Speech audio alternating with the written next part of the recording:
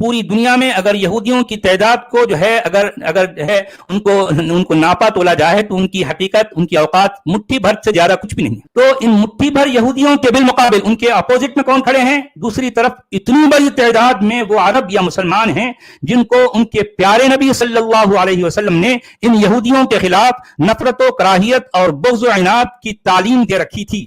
اپنے پیارے نبی صلی اللہ علیہ وسلم کی پیاری تعلیمات پر عمل کرتے ہوئے یہ مسلمان عرب آج جیسے کچھ ہیں یہ سب دنیا کے سامنے آیا ہیں۔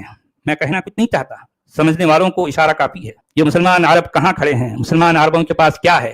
اپارچونٹیز ایک ہی وقت میں ایک ہی طرح کے دونوں کو ملی تھی، لیکن ایک کہاں سے کہاں چلا گیا اور دوسرا دیکھیں آپ کے سامنے ہے بھائی کہ طرح طرح کے مادی وسائل اور ہر قسم کے امکانات ہونے کے باوجود یہ عرب مسلمان نہ تو اپنا مستقبل سنوار سکے اور نہ وہ کسی دوسرے کے لیے کوئی بہتر کام انجام دے سکے۔